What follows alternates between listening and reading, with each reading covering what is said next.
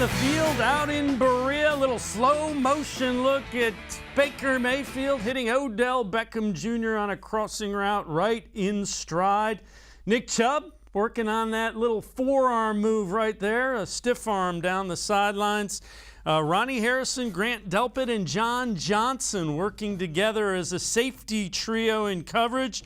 And Baker Mayfield heads to the fans to welcome and thank all the military personnel in attendance for their service out in Berea. Good Tuesday afternoon to you. The Browns working out in Berea. Some storylines. Grant Delpit back on the practice field. Anthony back on the practice field. Ronnie Harrison back on the practice field.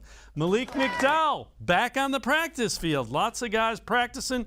Denzel Ward not among them. He is still not going. Jadeveon Clowney did not practice as well.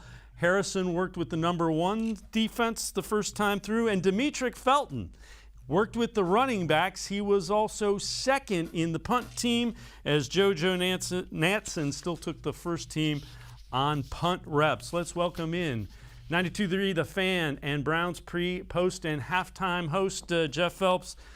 Jeff, good news, some of the safeties back on the field, and kind of interesting, Demetric Felton. We've seen him play wide receiver pretty well. Now they're going to get a look at him at running back for a while. That's the idea, right? The guy can do a little bit of everything. Good to have the injured guys back. I wonder if they'll be back for the practices against the New York Giants. We'll see, Dave. In training camp, you get these things all the time. You know, guys are out, you play it safe, keep them out for a day or two, bring them back and let them go. So good to see some of those guys getting back there today. Yeah, and Kevin Stefanski addressed the injury situation, and as we both know, it is not cookie cutter by any stretch of the imagination. I want to say we're being appropriately cautious. You know, I just want to make sure that we're doing the right thing by each player. And as you know, Dan, we're treating each player specifically to their condition and what they need. And again, a lot of those hamstring injuries, you just don't know. You got to get out and see and test it, and hopefully they're beyond where they need to get a day of rest or two. Without question, because you know a little hamstring strain now, if you don't pay attention to it, becomes a big deal, and suddenly you're out for 2 weeks of the regular season, then you're out for a month, then you're out for 6 weeks, and then everybody's wondering what's going on. So they're going to do nothing but be cautious this entire time, and that's what we'd want them to be. Well, earlier in training camp, there was a scare. Anthony Walker, the guy that the Browns signed to kind of be in the middle of that defense, went down with a knee injury. Here's what he thought initially, Anthony Walker. Yeah, definitely thought it was something worse. Thought the worst and got the best, so definitely happy for that. What happened do you remember the play where did you get rolled up, or what happened? Just foot kind of got caught on the ground in a weird way. Just got I don't even want to talk about it no more. Happy to be back. Happy to be back. Best answer you hear. Don't want to talk about the injury. It's not serious. See the same? Is that Ahmed Rosario? Is that who that is? I thought it was LeBron James with the big beard too. I mean, he's got a beard going. Can you imagine going through training camp with all of that on your face? I mean, that would just be awful. Travis Kelce shaved his off, and it wasn't like that. I can only imagine how uncomfortable that might be. I can't grow a beard, so I couldn't tell you anyway. Boy, it's strange and tough to hear Anthony Walker say, I thought it was worse. So, you know, at the time, I don't think any of us were thinking maybe what Anthony was thinking, but it's not our knee, you know? So in his situation, thank goodness that he's back out there. And think about the Browns linebacker core, Dave. That's a spot where some guys are going to have to really step up, I think. You know, Jeremiah Owusu-Koramoah might be one of those guys. Mac Wilson has looked good, a little dinged up. Is it Jacob Phillips, Taki? Somebody else is going to have to step up there, maybe a couple of somebodies. But if Anthony Walker went out, then who knows what you're going to do. So that's really great news. Yeah, I think he is one of the underrated signings that Andrew Berry made. So Bleacher Report came out with the biggest X factor for each and every NFL team. And for the Browns, they have Grant Delpit. And I don't think the Browns have any idea what they're going to get come game day because this guy hasn't played in an NFL game yet. The thing about Grant that I like so much is that you sign John Johnson and you have Ronnie Harrison. Both of those, I think, Dave, both of those guys are big-time safeties. I like Ronnie Harrison a lot. We know John Johnson did a great job with the Rams, but I like Ronnie Harrison a lot. I thought he was good in Jacksonville, and I think he's been good since he's been with the Browns. So Grant doesn't have that pressure on him that he has to step in and play right away. And even if he's healthy, I wonder, does he beat out Ronnie Harrison? You know, is he a starter back there with John Johnson? Or, and we know that Joe Woods wants to play three safeties a lot, does that disrupt that plan? You know, is Grant Delpit that third guy that he's going to play, or maybe that second guy and Harrison is that third guy? But if he's good to go, man, they have some depth there. Yeah, and again, we lost Jeff there for a minute. But his point was, if Grant Delpit is good to go, Browns are in pretty good shape. We're going to step aside, take a quick timeout. On the other side of the break, we'll continue talking Browns with Jeff Phelps. We'll get his impression, biggest takeaway from the preseason, as well as does Baker Mayfield belong in the NFL's top 100? Sports4CLE, you'll be right back. Stay with us. Welcome back. Back to new friends, new classroom, and learning new things. Back to wearing shoes, man, like real shoes. Back to rushing to class. Back to having questions. Lots of questions. Back to vending machine dinners. Back to too much caffeine, too late at night, but feeling like it was a night well spent. Back to pursuing your dreams and taking control of your future. Come back to go forward. Try C, where futures begin. When it comes to selling you a mattress, most retailers are handing you a long line of extra steps that drive up costs and create confusion. At the Original Mattress Factory, we simplify the mattress shopping experience by building mattresses and box springs in our own local factories and selling them direct to you. It's short, sweet, and simply makes sense. So experience more than just a mattress store. Experience an original, the Original Mattress Factory.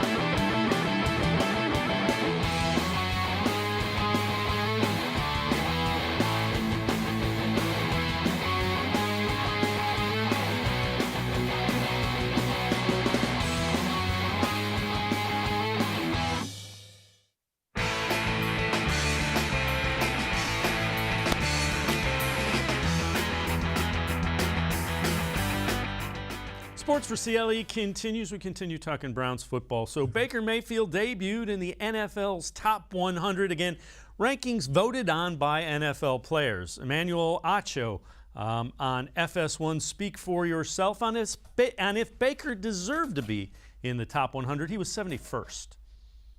Of course, and in all honesty, he should probably be a little bit higher. Now, look, fellas, we laugh, we giggle, we chuckle, we scoff, but only 8 quarterbacks won playoff games last year, ladies and gentlemen, and Baker Mayfield was one of them, but that doesn't really mean nothing. I don't have to go there. We know Lamar Jackson belongs in the top 100. It is unequivocally clear Lamar Jackson belongs in the top 100, probably the top 10, top 20, at worst, top 25.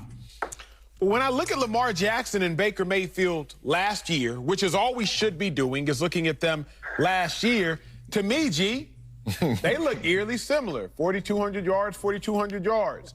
Total Don't you do yards, that is. Total yards. I didn't exclude Lamar Jackson's rushing yards to make a point, just so you all know. Total yards. Passing touchdowns, Baker Mayfield 30-9, Lamar Jackson 26-11. I did exclude Lamar Jackson's rushing touchdowns. He had 7. So total touchdowns, Lamar would have 33, a few more than Baker. Now, if they that close, and Lamar Jackson we know for certain should be top 25, which he should, then obviously Baker Mayfield belongs somewhere in the top 100, y'all. I ain't say Baker need to be top 50. I ain't say he need to be top 30.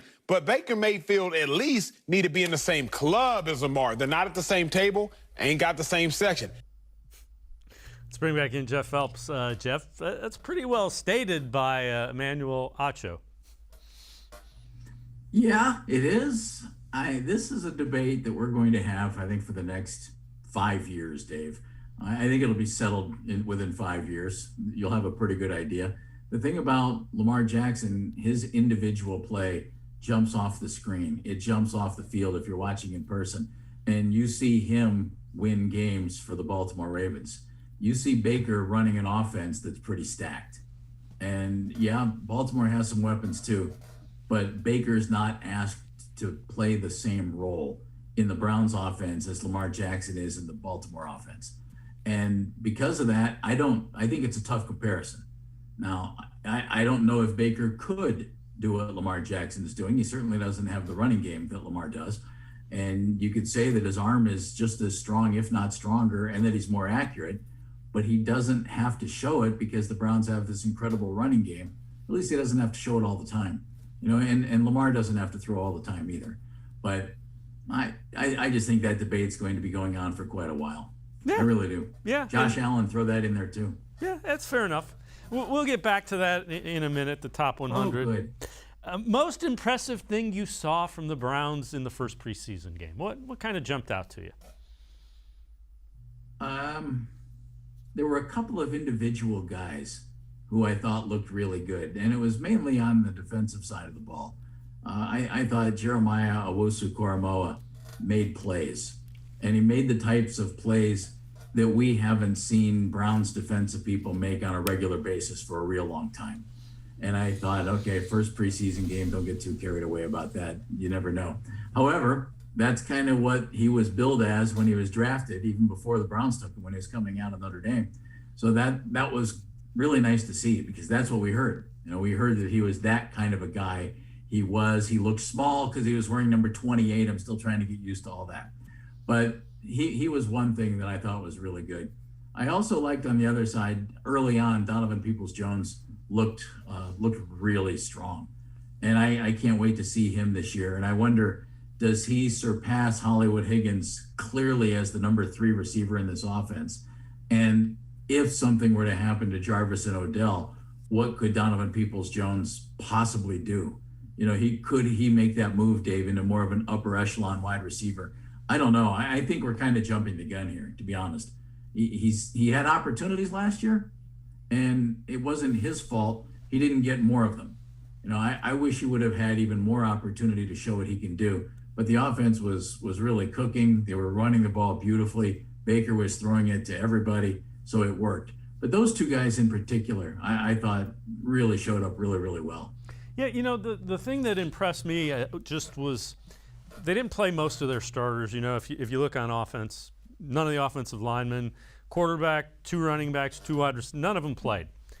And there weren't that many penalties.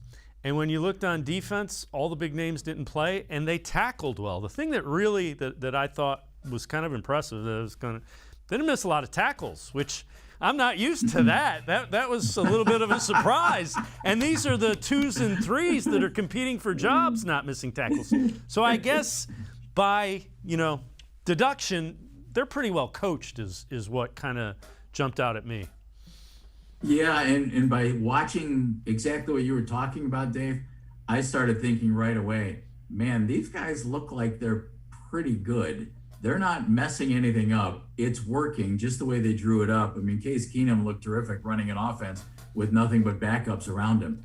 And it just made me think, man, I can't wait to see what the starters look like.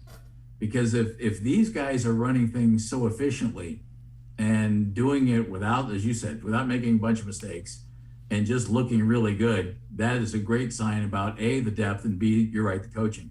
So what if that coaching translates to the first team and they build on what they left off at the end of last year?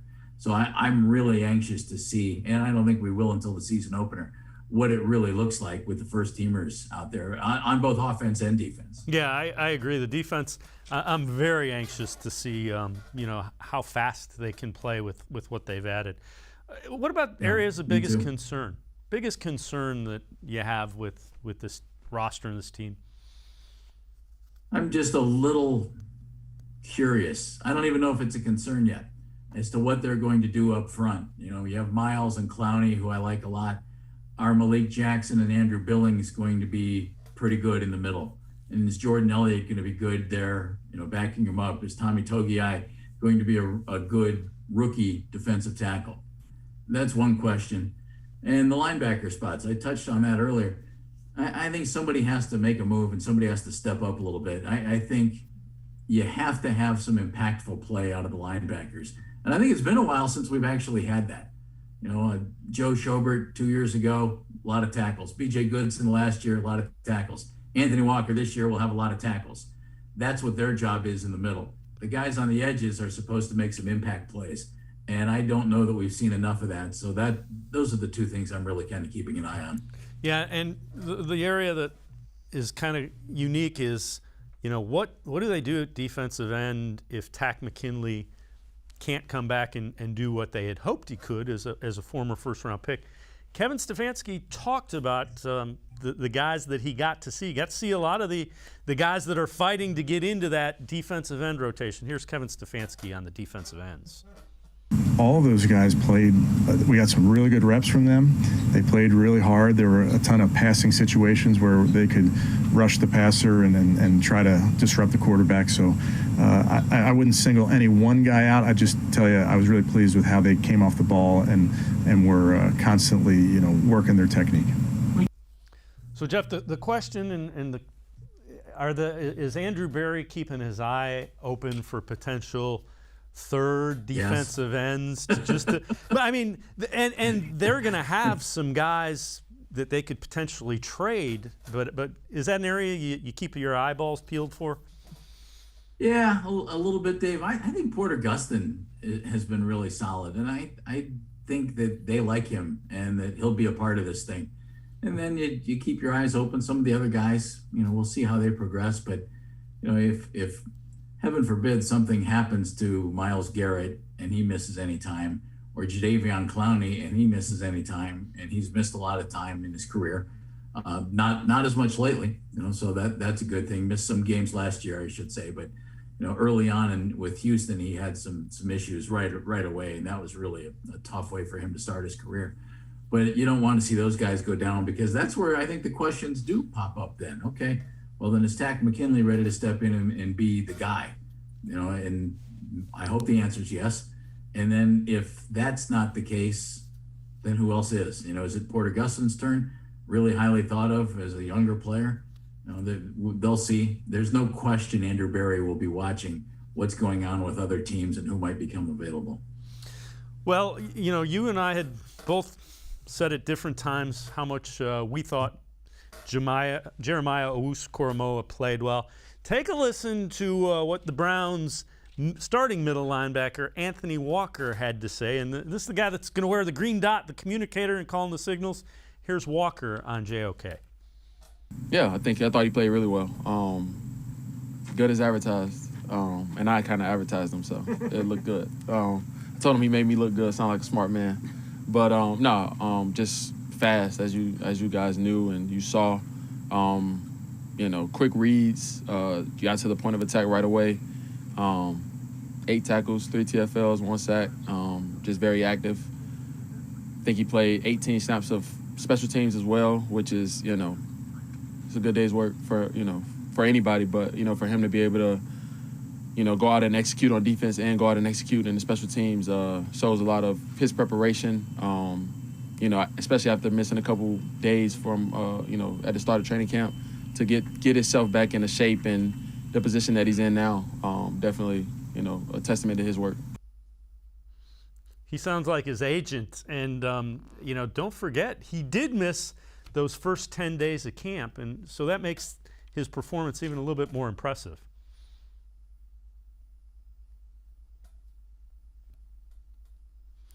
And again, a little bit of trouble with that. We will get back to Jeff Phelps in just a moment. We're going to step aside, take a quick time out.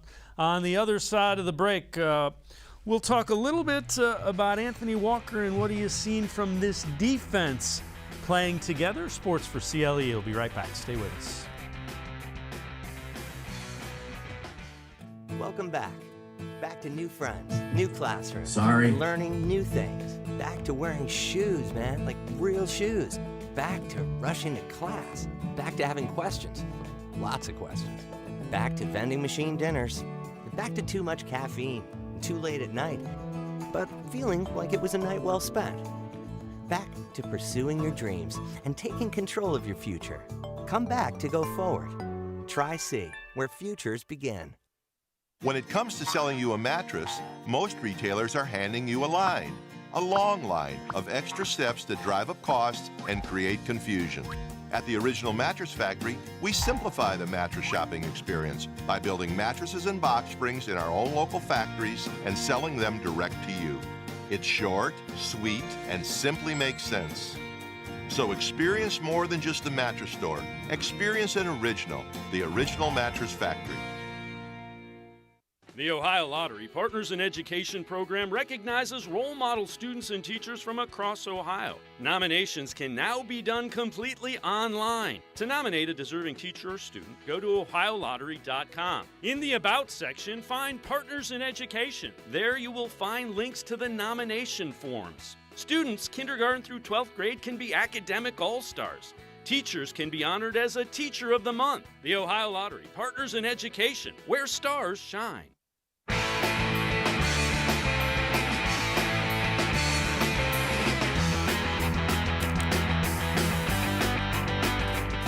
We continue talking Browns football with Jeff Phelps from 92.3 The Fan and the Browns pre, post, and halftime shows on the Browns radio network.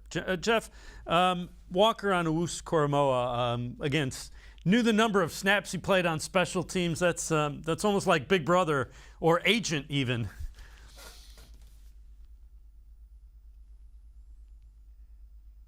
All right. So again, a little bit of trouble. So let's move on. So.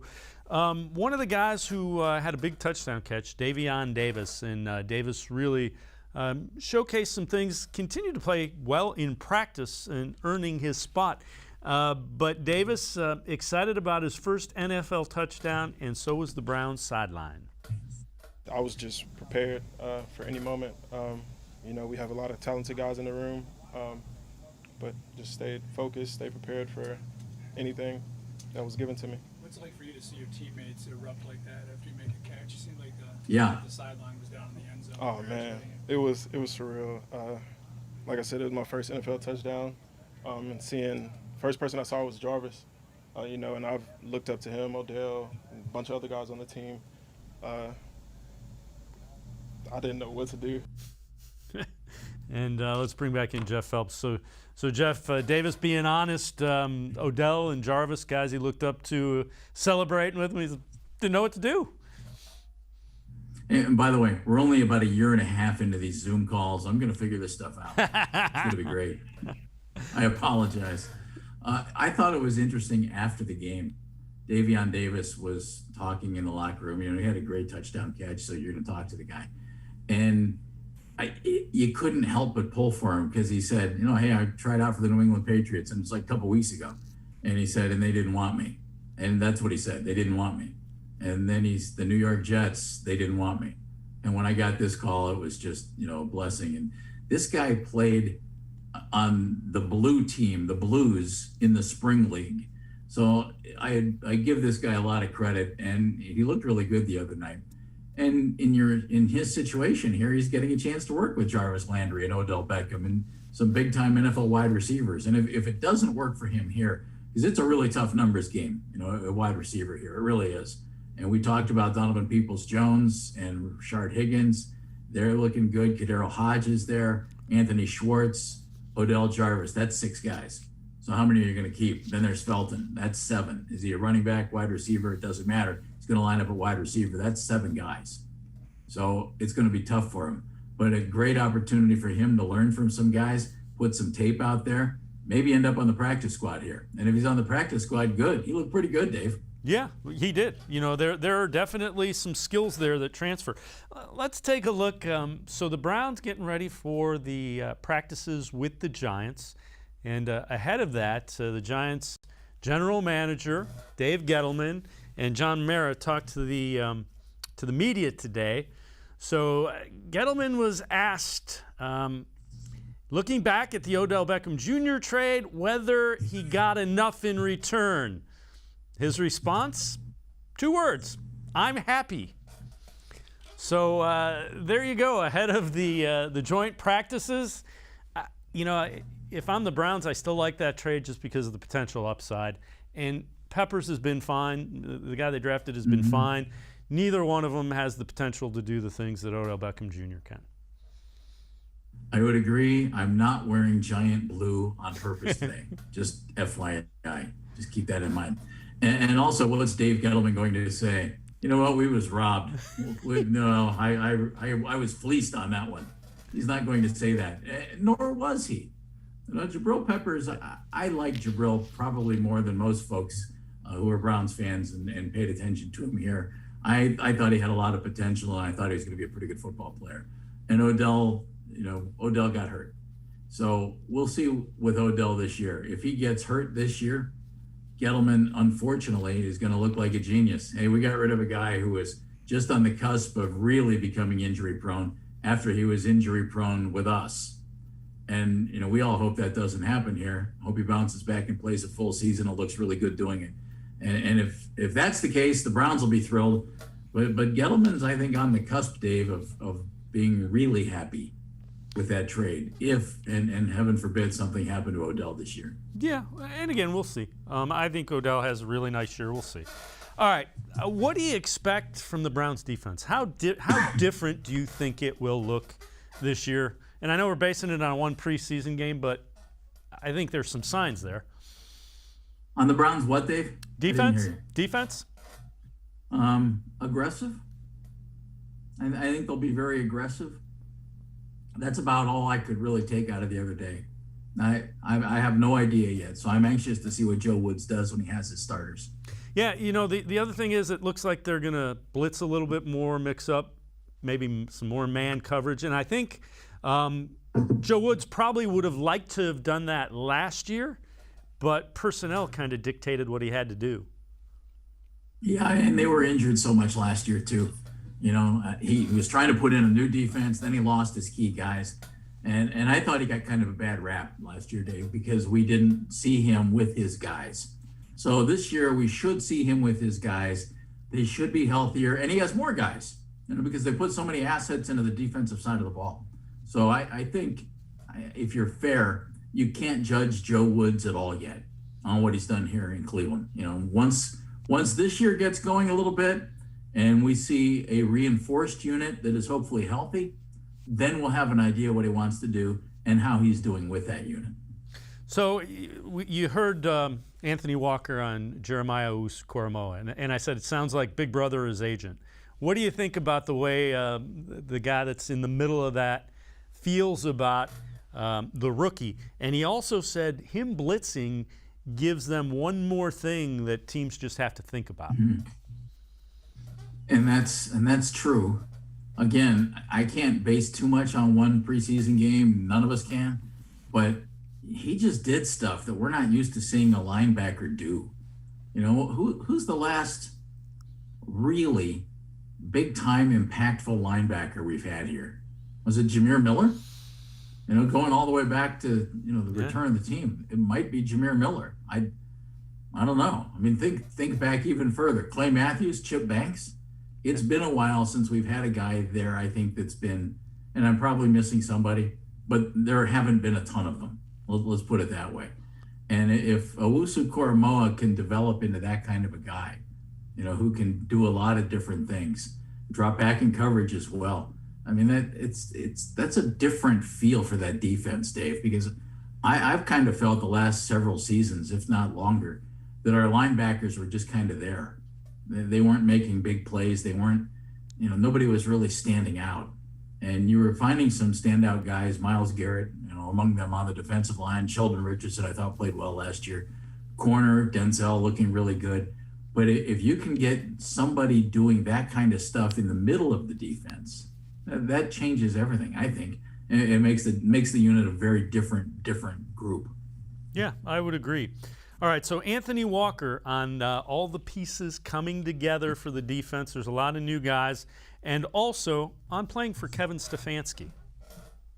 I think guys are, just gelling together, the right way. I think guys are getting to know each other. Guys are coming from different places. So, putting all that into one, is good for us. And we're learning and we're getting better each day. The communication is getting better, and guys are just flying around. I thought the guys played on, in the preseason game against Jacksonville. I thought, the communication was crisp. The speed was great. The physicality was great, and we were able to get a lot of things done. What do you like about the way Coach Stefanski runs things? He's a head coach. We pay him the big bucks to do that. I think he does a great job. I think he just keeps the guys motivated. Number one. He talks about putting the team first all the time, and I think that's what, if anybody who comes into the Browns organization, you learn that very quickly, that it's all about the team first, and that he does a great job of preaching that very early. And Jeff, you can tell that by the guys they signed as well: Walker, John Johnson, Troy Hill. And everybody says that, but it appears that's a focal point now for the Browns. Yeah, I think it's interesting. You just pointed out three guys who have some experience and good experience. They played at a high level, and they were brought in for this defense to mix in with some of the young guys. Greedy and Grant Delpit, young guys. Greg Newsome, young guy. You could even say still Denzel Ward, is a pretty young football player. So I love the fact that they brought in guys like that to mix in here. And these guys aren't over the hill veterans. These are veterans in their prime. And so that's a really key part of this. And the growth of this defense, Dave, is what I think is going to determine how successful this football team is this year. If it can really step it up, they won a playoff game last year with the defense as beat up as it was and without as much talent as it has now. If this defense can step it up and step it up quickly and complement that offense and that running game, combine that defense with that running game and the ability to control the football, and this team could get scary good, but I don't think that's an automatic. I know a lot of folks are thinking, hey, this team's Super Bowl bound. They have a great chance to go to the Super Bowl. Maybe they do, but I think, and I don't know, you tell me, I think the defense has to make a significant step forward for that to happen. Yeah, I would agree. And, they have to – the defense gave up way too many yards, and they covered it up by turning the ball over, which I think is a skill, but I don't think you can rely on that by any stretch of the imagination.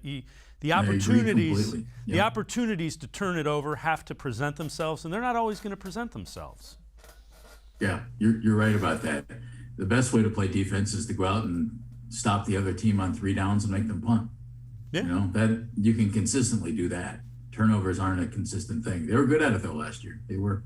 Yeah, and the one thing is if Jadeveon Clowney can stay healthy and Myles Garrett can stay healthy, those are two freakishly good athletes. Imagine quarterbacks with those guys that can probably run nearly step for step with 80% of the line the quarterback, and outweighing them by 150 pounds.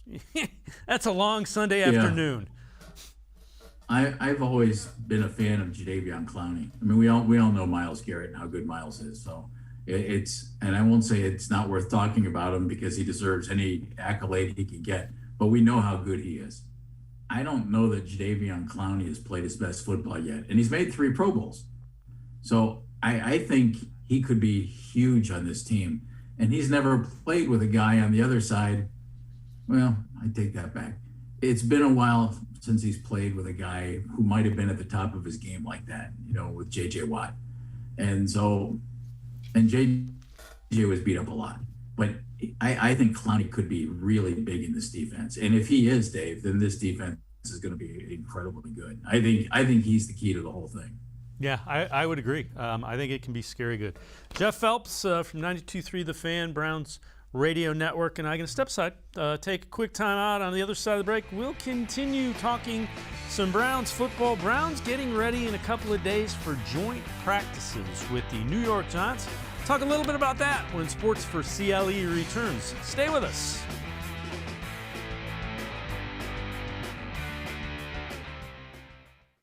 When it comes to selling you a mattress, most retailers are handing you a line, a long line of extra steps that drive up costs and create confusion.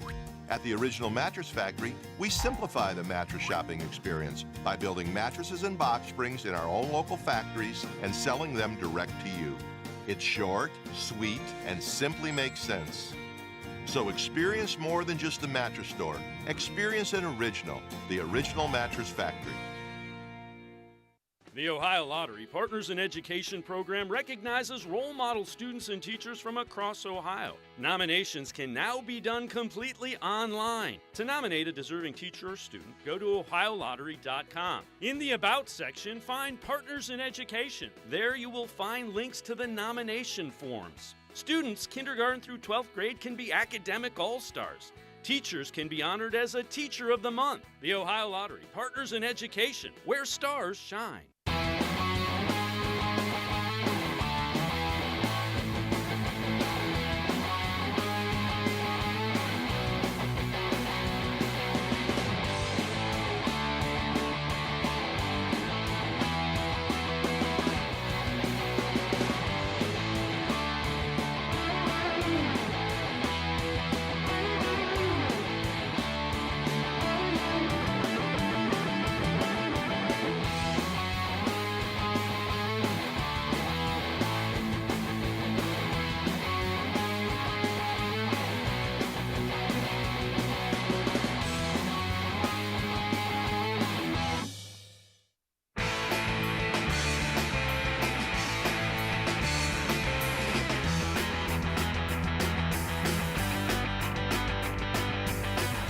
Sports4CLE continues. We continue talking Browns football with Jeff Phelps, 92.3 The Fan, and the Browns pre-post and halftime shows. Kevin Stefanski talked about getting ready a little bit later in the week for joint practices with the New York Giants out in Berea and what he expects to see.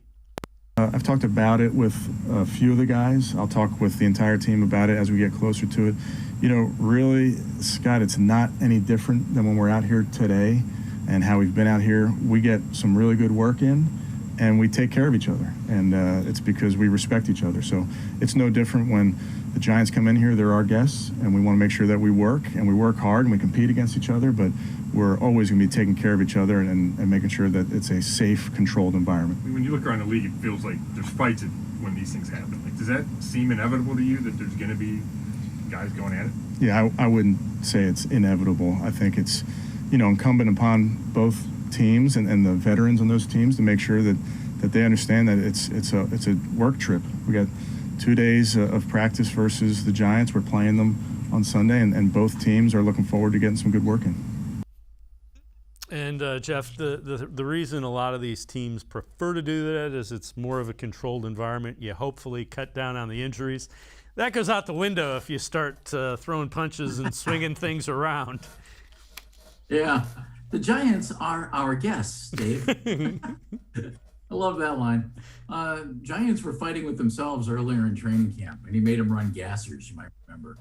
So they're not timid. Let's put it that way. So it doesn't do anybody any good to get into fights and have a brawl. I mean, that defeats the whole purpose of the thing. And so, at least I think it does. So I would assume that both teams will be on pretty decent behavior. It won't be spotless, but I don't expect any major issues. Yeah, I would agree, and you certainly hope not, because again, the whole thought is this is a replacement for another preseason game, and you can get work done where your offense is going against their defense, and their defense is going against your offense, and you don't get the same looks. Well, Anthony Walker is a guy who's kind of been around, played for the Colts, so here's what he had to say about the joint practices with the Giants.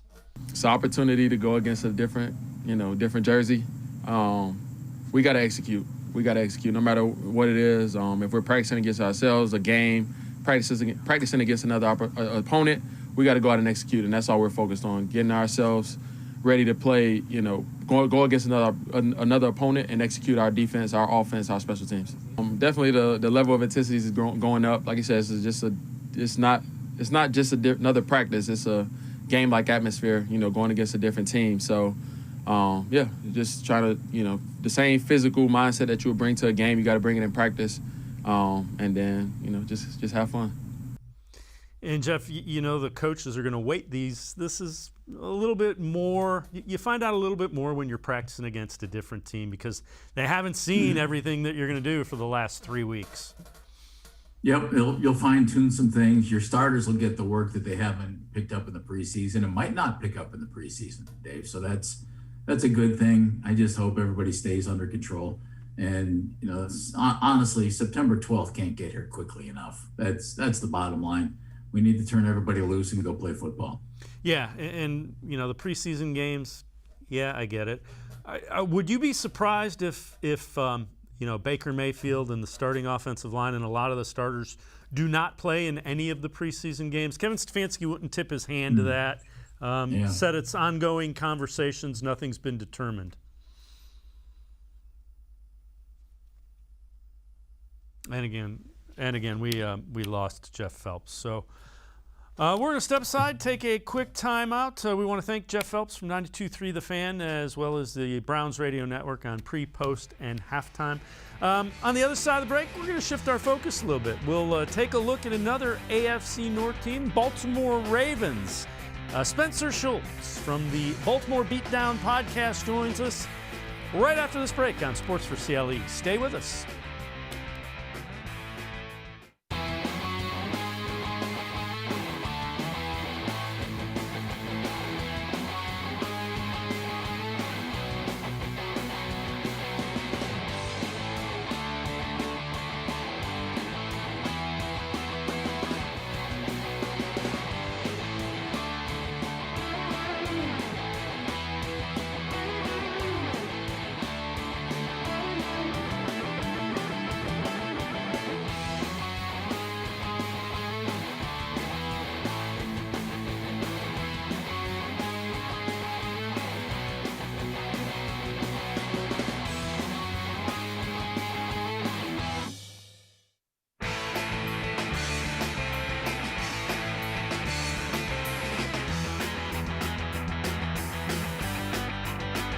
Sports4CLE continues. We shift our focus a little bit to another AFC North team, the Baltimore Ravens, and we welcome in Spencer Schultz from the Baltimore Beatdown podcast. Spencer, as always, appreciate the time. Ravens came away with a win against the New Orleans Saints, 17-14. The defense looked pretty good. Take us through some of the things that you learned in that first preseason game about the Ravens. Absolutely. The defense looked really sharp. 6 turnovers forced by Wink Martindale's defense, several forced fumbles, several interceptions. So it was a really strong unit. And the biggest takeaway for starting caliber players was that guys like Patrick Queen, Malik Harrison, Justin Madubuike, second-year players who didn't have a preseason last year that the Ravens are going to be relying on to make a difference in the regular season, looked like it was varsity against JV. Patrick Queen has a sack. He has a really beautifully dissected tackle for loss on a running back screen. Malik Harrison sticks his helmet into a football, jars the ball out. He's shocking blockers. And Justin Madubuike looked almost unblockable to the Saints' kind of ragtag first/second team offensive line, especially against the run game. So several players like that looked really sharp. Several rookies played well. Dalen Hayes had a beautiful ghost move to dip around and help with the sack. Odafe Owe also shedded with a nice little swipe move of the same left tackle. So they kind of beat up on the Saints left tackle, number 73, throughout the game, and Owe and Hayes both made plays. Geno Stone had 2 beautiful interceptions. Neither of them were, robbing the ball away from receiver, but one of them was a nice, he was in the middle of the field and he speed turned and roped back around to go make a play on a ball and scoop one off the turf and get an interception, as well as another errant pass from Taysom Hill that he was able to drop and really react well to and scoop an interception. So the Ravens defense turned the ball over 6 times. They relentlessly hounded the Saints and looked like a unit that has been first in points allowed, first in yards allowed, first in efficiency since Wink Martindale took over back in 2018. And that's got to be a good thing because there are, we've talked previously, there are some different names and some changes on that defensive unit. So that's all good things. Important to note, Lamar Jackson did not play in that game, much like Baker Mayfield for the Browns, didn't take a snap. How has he looked? I know, we know that he missed some time early, the first few days of camp. How has he looked, and where is he as he's progressing towards getting back to being Lamar Jackson? Well, prior to the preseason game, he turned in some really sharp outings in practice. He successfully completed, I believe, 13 straight passes at one point on a day last week. So it's been business as usual for Lamar Jackson. Of course, he wants to get caught back up and probably has a little bit more work to do maybe in the film room and on the whiteboard as opposed to on the practice field in ways. But he's been sharp. He's looked like Lamar Jackson, and he's progressed well. The unfortunate news is that the Ravens have suffered a litany of injuries and been very hurt in their receiver room. Marquise Brown has not practiced with Lamar Jackson so far in training camp. Rashad Bateman only got 1 day with Lamar Jackson before having a groin injury that resulted in a surgery. So he's going to miss some time. And then Sammy Watkins has been the consistent veteran receiver, and in Monday's practice, he left a little bit early. John Harbaugh said that it was very minor and that there's no deal basically. So any sort of precautionary concern there, you want to pull him off, as well as Miles Boykin. So Miles Boykin's had a hamstring injury, as well as Hollywood Brown. So it's been a difficult situation, kind of frustrating for Ravens head coaches and for Ravens quarterbacks and receiving room and receiving coaches, everyone involved, that Lamar Jackson misses 10 days and has not been able to see any semblance of his starting receiving core with those players all being absent from practice. So that has silver linings, of course. Guys like Devin Duvernay, guys like James Prochet have had plenty of reps and opportunity to step up. Devin Duvernay looked really sharp in the preseason win in week 1 over the New Orleans Saints. So, some of those 3rd, 4th, 5th option guys are getting time while the Ravens wait for Marquise Brown and Rashad Bateman to return hopefully sometime soon. Talking with Spencer Schultz from the Baltimore Beatdown podcast. Another thing is offensive line has been beat up. You mentioned to me before when we were talking as well. So it's kind of a double whammy for Lamar Jackson. Not only do you not have your receivers, you don't have your starting line. Right, and it was really difficult for Trace McSorley and Tyler Huntley, as well as the Ravens' run game in the preseason game. Of course, Ronnie Stanley is not going to be participating in any preseason games. He did return to practice, but he is kind of the Ravens' one blue chip player on their offensive line, an All-Pro in 2019 who suffered a broken ankle last year as he works his way back. And then you look at a slew of new offensive linemen. Bradley Boseman, the only other player that started last year for the Ravens, well, he switches positions. He suffered an ankle injury, as well as had a little bit of missed time about a week ago. So he suffers an ankle injury, so he's a little bit dinged up while making a positional switch. You want to see him get all the reps he can. Kevin Zeitler, a big free agent addition who AFC North opponents are very familiar with, and as well as Alejandro Villanueva, 2 additions there. Villanueva's been healthy, but Zeitler missed 2 weeks. He just came back to practice on Monday, so that's good news at least. Then Ben Cleveland, the Ravens' 3rd-round pick, who created a ton of buzz throughout rookie OTAs and early on in camp, suffered a concussion last week, so he's been unable to practice as well. So the Ravens' starting offensive line in preseason games consists entirely of backups, and Alejandro Villanueva, who is also making a switch from left tackle to right tackle. So you'd love for him and Zeitler to be able to get continuity there and establish some chemistry, and they haven't really had the opportunity to do so as Zeitler missed 2 weeks. So hopefully the Ravens are able to get over some, hurt days and some, lightly injured times and get some continuity going. It is definitely, again, a silver lining for guys like Tyree Phillips and Patrick McCarry and Ben Powers and Ben Bredesen to get reps on top of reps. But at some point, you're going to need those starters to return so that you can get prepared for the regular season. We touched on the surgery to Bateman, and that's a high pick. That is he's a really good player. Is there a timeline for him? Do they expect him to miss regular season games? Is there a chance he could be back for week 1? You mentioned that he did have a surgery to his groin, so that's never good. But is there a chance he could be back for the regular season opener, or is that not likely?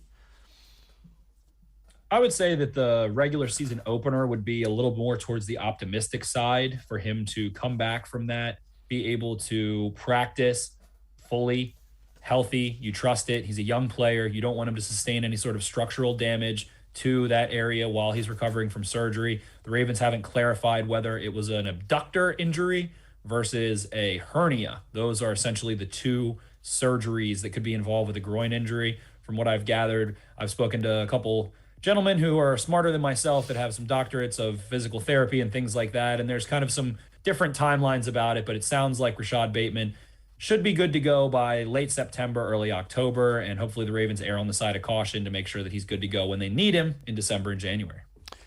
Spencer Schultz from the Baltimore Beatdown podcast. Now I'm going to step aside, take a quick time out. On the other side of the break, we'll talk about what's coming up and who has shined so far in training camp for the Ravens. They're getting ready for some joint practices just like the Browns. Ravens will head to Carolina to practice with the Panthers. Coming up, Spencer Schultz and I will be right back on Sports4CLE. Stay with us.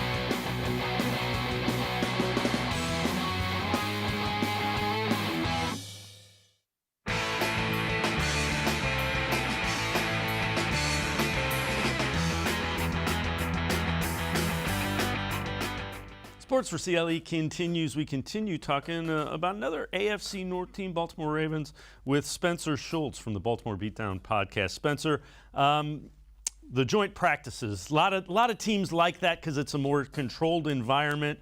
What do you think the Ravens want to see when they go up and practice those 2 days with the Panthers in Carolina? Well, as I mentioned previously, there are so many injuries, and it would be a shame that the Ravens aren't going to be able to have a ton of players that are younger, especially on the offensive side of the ball, to be able to compete. But you want to see the depth players, the guys like Devin Duvernay, maybe Tyson Williams and Justice Hill, who are fighting for the third and fourth running back spot, as well as that offensive line depth, look competent and be able to hold up, while on the defensive side of the ball, you're looking for dominance from a unit that is healthy, that has a ton of talent, is paid very highly, and is coming off of a string of really successful years dating back to 2018. So going to Carolina, seeing a Panthers offense that uses a lot of spread formations, likes to air the ball out a lot and get the ball in the quick passing game very much so. You want to see a unit that can sustain, that can hustle, that can generate some pass rush, as well as play physically and hold the line of scrimmage. So the Ravens defense is going to probably be very confident into a young offense in Carolina that does have a couple of playmakers there, guys like DJ Moore, Robbie Anderson. They have a rookie in Terrace Marshall who played well, as well as Christian McCaffrey, obviously, and a couple of other major players there on that offense. But you want to see Lamar Jackson get his first live action finally on offense and be able to thread the needle. The problem is with so many offensive line injuries, it feels like the first team unit is probably not going to be able to get very many accurate looks or relevant looks from a pressure standpoint, from a protection standpoint. So I'm sure that the headlines will probably be dominated from those practices about how the Ravens offensive line hasn't managed to play well and give an accurate look would be my best guess, while the defense holds really strong. When you is there any expectation that Lamar Jackson will play in a preseason game? It's kind of different this year, and nobody really knows how any of these coaches are laying it out with only 3 preseason games.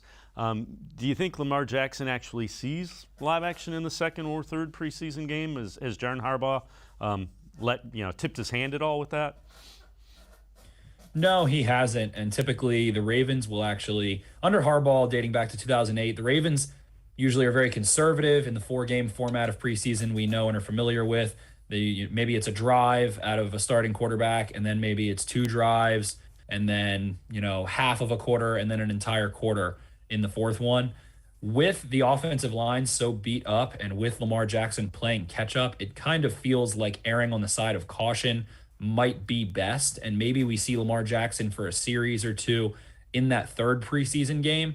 But with the offensive line so beat up, with the struggles that they just had against the Saints in terms of pass protection and all that good stuff, it's not likely to see that we're going to see Lamar Jackson in week 2, it feels like, against the Panthers, especially if they struggle all week in terms of protection.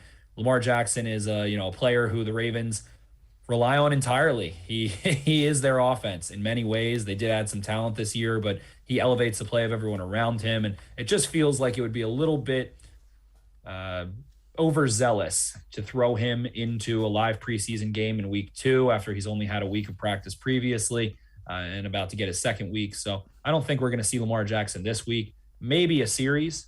That wouldn't surprise me. And if that series consisted of maybe more than 2 true dropbacks, I would be surprised. But ultimately, I think we might see him in week 3 for at least a series or 2, just so he can get his feet wet and get a feel for, some live bullets, some live action, and see what he can do. But right now, it feels like they'll err on the side of caution. Yeah, and you can certainly understand that. Who are some guys that have really turned heads and had you going, at training camp? I definitely think that Odafe Owe, the rookie first-round pick, has been a little bit of a godsend. He was very misconstrued by the media and looked at ahead of the draft as a real project, a player that, had a lot of potential and upside and all of those buzzwords. But in reality, when you cut on the tape from Penn State, he was a rock-solid run defender who knew how to take on pullers, knew how to play in space. He played a difficult position in a lot of 4 shade interior, 4-eye. So that's going to be more of a run defensive position that he was put in at Penn State a lot. Not a ton of true pass rushes. We've seen him now standing up outside 5 shade of tackles and killing guys with speed. He has been lethal with his explosiveness, his length. He was able to corral Jameis Winston for, kind of a combined sack in the preseason game, beating guys with speed. He's really great in pursuit. He can hunt quarterbacks down when they flush the pocket. So I think he's definitely been a definite headline maker at training camp. On the offensive side of the ball, James Prochet has done nothing short of be a workhorse. He has been durable. The best ability is availability, as goes the football cliche, and he has been available. He has been competing. His hands, his concentration, his ability to win and contest it in tight windows is somewhat reminiscent of a Browns player, Jarvis Landry, I'd say. Landry a little bit more thick cut and perhaps, a little bit more lethal after the catch, but the competitiveness, the concentration to reel in tough catches has all been there. So Trace McSorley described him as a workhorse at one point in camp, and I think that's a great way to put it. Tyson Williams, running back out of BYU, who's been on the practice squad, looked every bit of a professional against the Saints. He was able to set up second-level defenders with beautiful cuts, able to kind of leverage outside so he could cut inside. He looked really sharp as a pass catcher with 5 receptions, including an awesome play in the 2-minute drill at the end of the first half where he caught the ball away from his body, maintained speed, made someone miss, got as many yards as he could, and then got out of bounds and set the Ravens up to kick a field goal right before half. So you love to see him in those crucial, pivotal situations in a 2-minute drill operating that way.